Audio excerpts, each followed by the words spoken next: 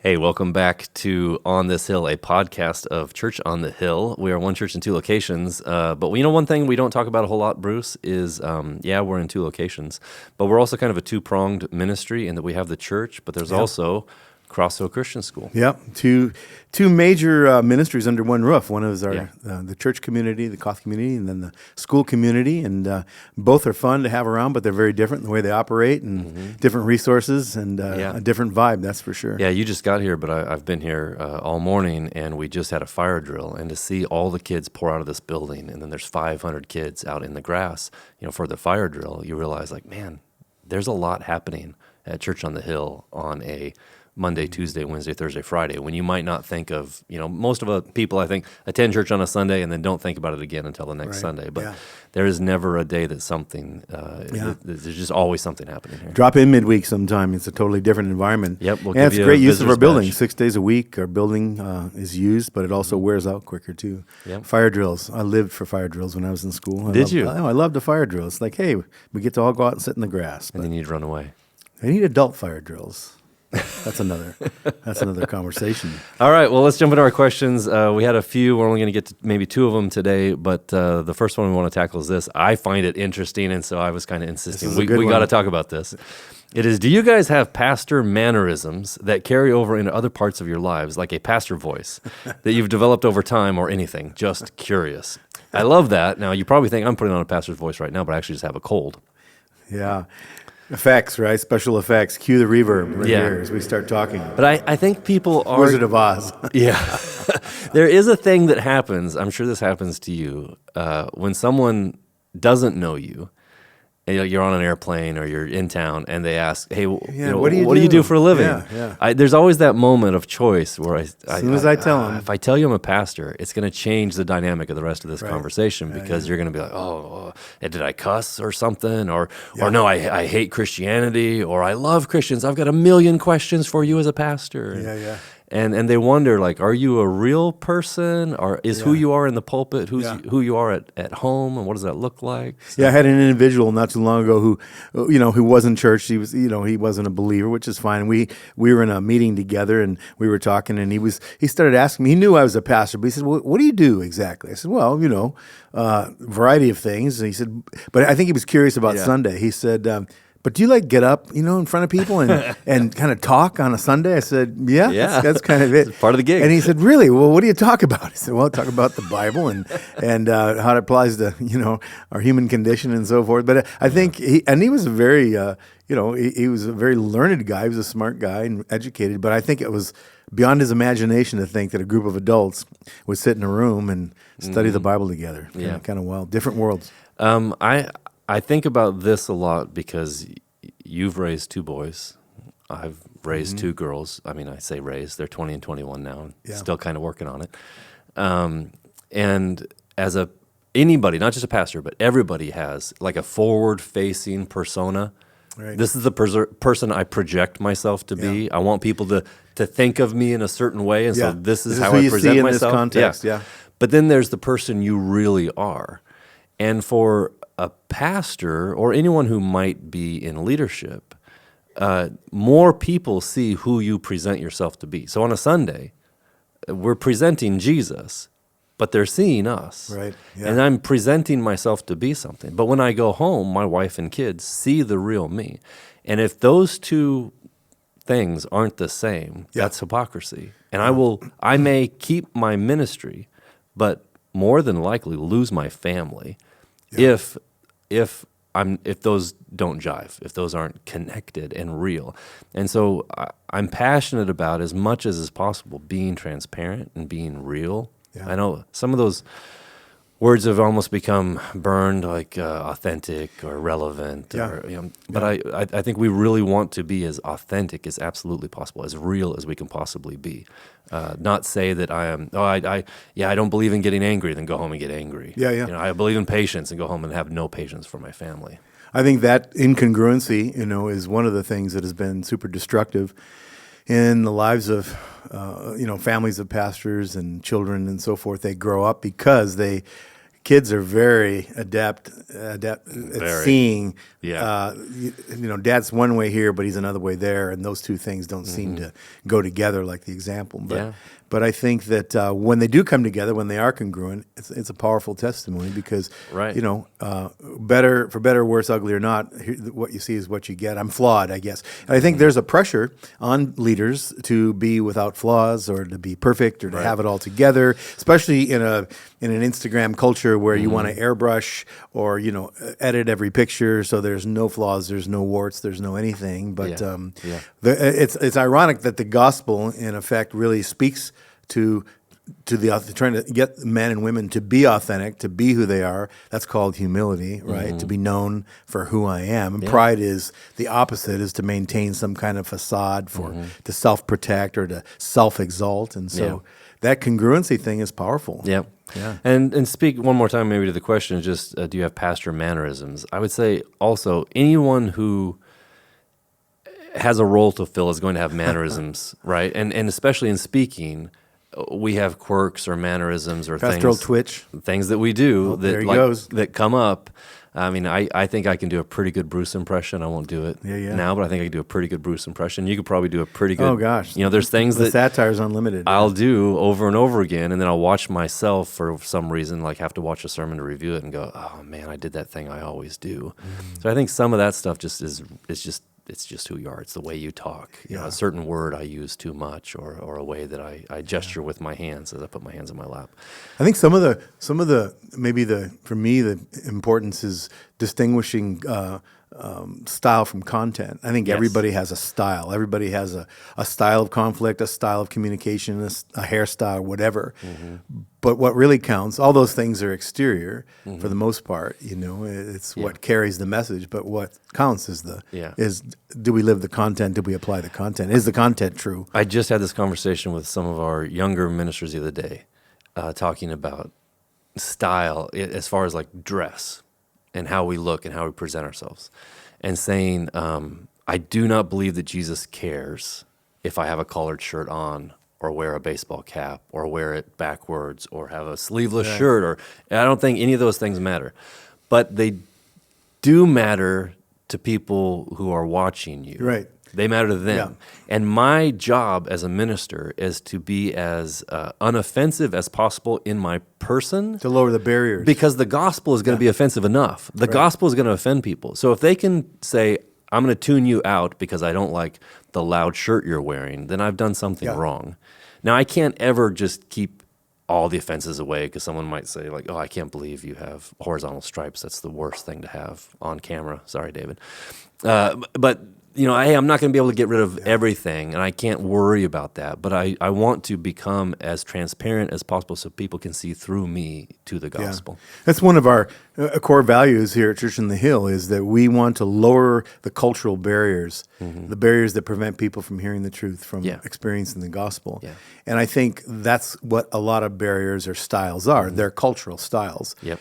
And it's wrong, I think, to hold on to my style and make the gospel follow behind. I think that, again, my style is my expression, whether that's artistic or whether that's anything. But at some point, the gospel trumps all that. Absolutely. And so we've all had the experience of watching somebody, whether it's a musician or a pastor or someone up front, and you can't get past their style. You can't get past their tone. You can't get past their clothing. You can't get past, I don't know, whatever, even their politics or something like that. And so you tune out. Well, I just think that is a waste of good time and opportunity. I do kind of want to develop a pastor voice. Pastor voice. Thus saith the Lord. It just goes down 3 octaves or something. Yeah. I think it's a reflection too that's interesting to note, is that I think I think religion has a culture. I think denominations have a culture that has been developed, and no one can exactly tell you where it started or where it came from. Well, when did that voice start to come into play? But I think that's maybe inevitable. Just like every family has a culture, every ethnic group has a culture. Some of it's beautiful. You should celebrate it. You should enjoy it. You should laugh together. Some of it's embarrassing. Some of it's embarrassing, and some of it can be harmful. Some of it can keep you from something better. Right? When I hold on to my culture, and I hold on to it and keep people away from something that's even better. I think that's when culture has more power than it's designed to have. That's the beauty of the kingdom of God, is it brings all these cultures together. And somehow in the book of Revelation, you see that one day we'll be gathered around a throne with one from every tribe, every language, every culture, every tongue on earth, and the focus will be the Lamb and not my ethnicity. Preach it. Yeah. All right, last question. What is the ROI on tithing? This is a great question. Return on investment. I'm sure maybe a banker sent this. I wish. That's the thing about that you, texting Randy? and questions is you don't get the tone. I'm so curious what the tone is on both of these questions. Is this like a sincere, earnest? Is it facetious, or if is it, I give really, 10%, what should I expect in return? Or is it kind of like say facetious? Like come on, tell me. Well, what's the point of tithing? Why should I be doing this? Yeah. Either way, it's a great question, isn't it? Because it's something we believe in. We don't necessarily preach tithing per se, as it's found in the Old Testament. Real quick, people might not know what tithing even is. Yeah. So in the Old Testament, God set up a system with His people, and in this system of the people of God, the Jews and the Hebrew culture, there was God commanded them to bring in 10% of all that they brought in, their income, their flocks, their crops, everything, and lay it into the temple, bring it into the temple for the upkeep of the temple and the ministers there. Yep. And I don't know why He picked 10% exactly, but He did. And it was accomplishing several things. One, it was for the upkeep of the temple, I think, and to supply the needs of the gathering places of the community. But I think it also was a way of keeping their hearts connected to Yahweh, because there's something about giving away. Jesus said it like this. He said, "Where my treasure is, my heart will follow."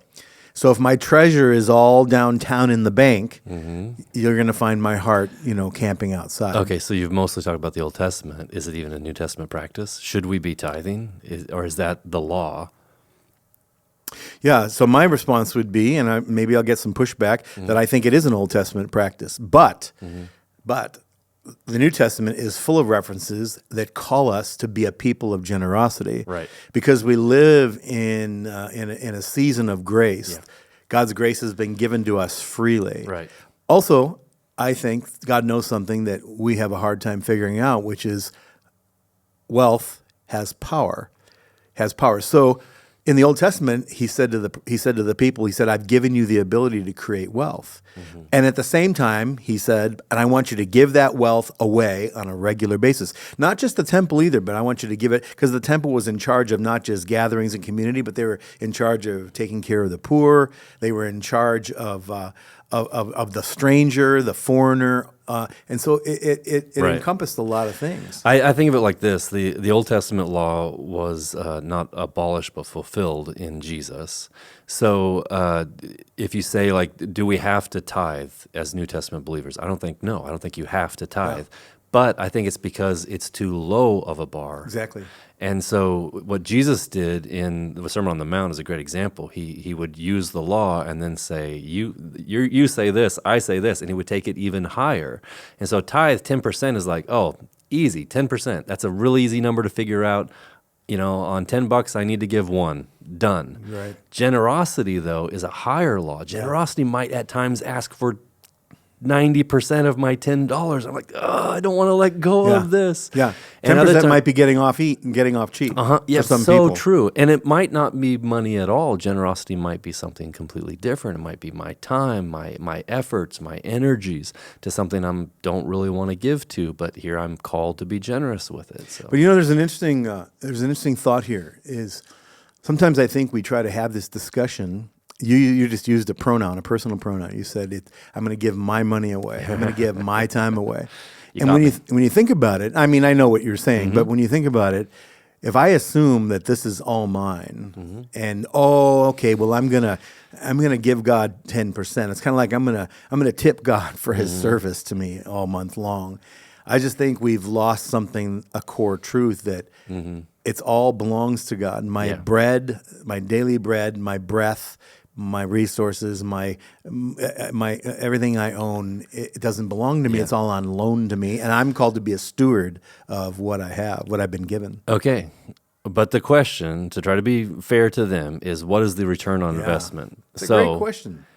Is there really a law of sowing and reaping? If I put 10% in, what should I expect to get back? Because we hear pastors say, hey, there's this sowing and reaping principle all throughout Scripture, and that if you give, you will receive. Is that the way it works? Is it an equation that I just input this number and output this number, or is there something else at That's so play good.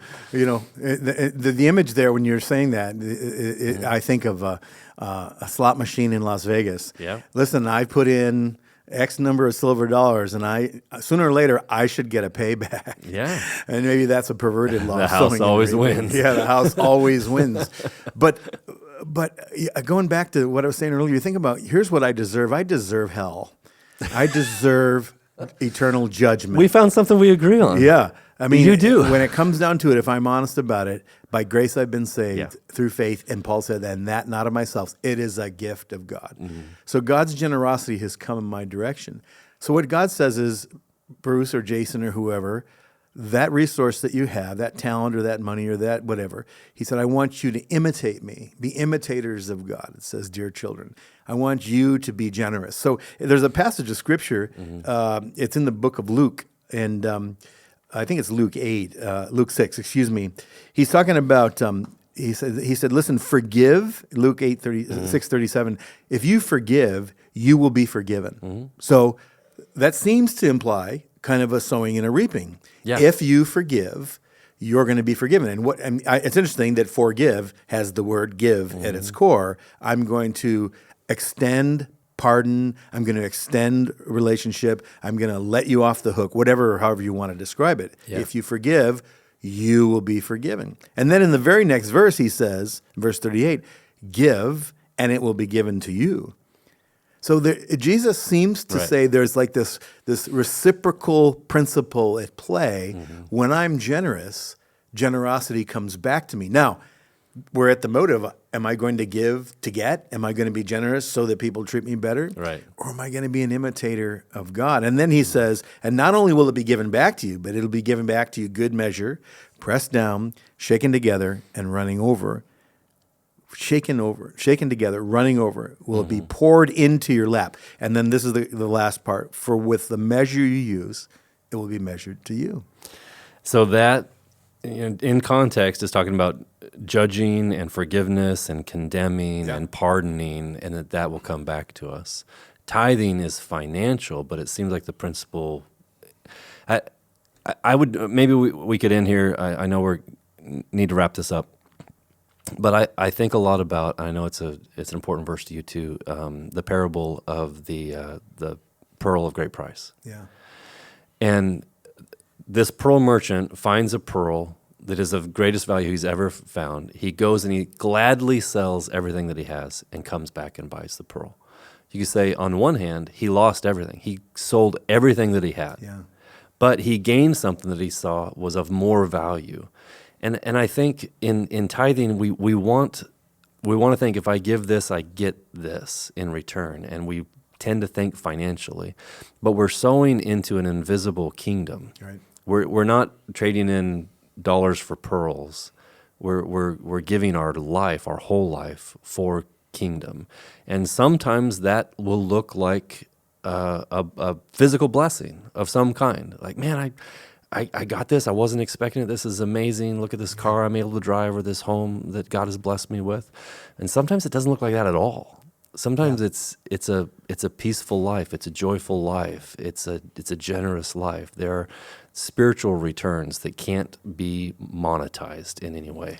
Think about just the practical aspect of what we're talking about. You think about, just take stock of the people in your life that have had an impact on you in a positive way, that you could say, those people influenced me for the good. Those people loved me. Those people, there was a genuine, they cared about me genuinely. Were they givers or were they takers? And you think about just the way God has framed human relationships, a marriage, a dating relationship, parents and children, students and teachers. If we're not givers, if we're not generous, then the world around us, our relationships implode. Right. They implode into self-centeredness and selfishness and cattiness and all kinds of ugly things. So somehow God is modeled to the world a generous, grace-giving God, forgiving God. And he says he's given us all things richly to enjoy. So I would hate to stand up. I want to go back to the question. I would hate to stand up and present God as the Las Vegas slot machine because we need your money. If you get like this gimmick of if you give 10, you'll get 20 back. There'll be a payout someday. Keep just putting keep in pulling quarters. that lever. When really what we're called to is a much higher road, and that higher road is I'm in relationship so intimately with the God of the universe and with my community, because that's typically where the money is gathered, right? It's in a community situation. Hey, we keep the lights on, we pay the people, we do all these things. But man, if I don't love my community and love the God who calls me to give, I'm going to be a Scrooge. I'm going to, Hollywood has played off of this, right? And it seems to be a natural part of progression as well. I don't expect a child to contribute much to the family, but as they grow and mature, then there's more contribution. Hey, now you're going to take out the trash. Now you're going to help out around the house. Learn to be a giver. Yeah, you stick around long enough, you're going to help pay the mortgage. Yeah. So contribution and contributing becomes part of maturity. Yeah. So. That's one of the most exciting things in the world to me to watch. That's one of the, if whoever's listening here, that is one of the most authentic signs of true change and transformation, that something in your heart shifts. And rather than going through life, what can somebody give me? What can God give me? You go through life. How can I give? How can I bless? You're not thinking, what am I going to get out of this? Yeah. You're thinking, how can I make it better? How can I give? That's a sign of transformation. If God has your pocketbook, he's pretty close to your heart. Oh, hey, look at that. There's a pastoral aphorism that came out of this. So you heard it here first, people. If God has your pocketbook, he has your heart. Pretty close to your heart. Pretty close to your heart. All right. Thanks, That's man. free. That's free. This has been fun. I enjoy this. Yeah. If you know somebody that would enjoy it or somebody that benefit from it, pass it along. Pass them the link. Yep. Share it with somebody. Hope to see you soon on a Sunday. God bless.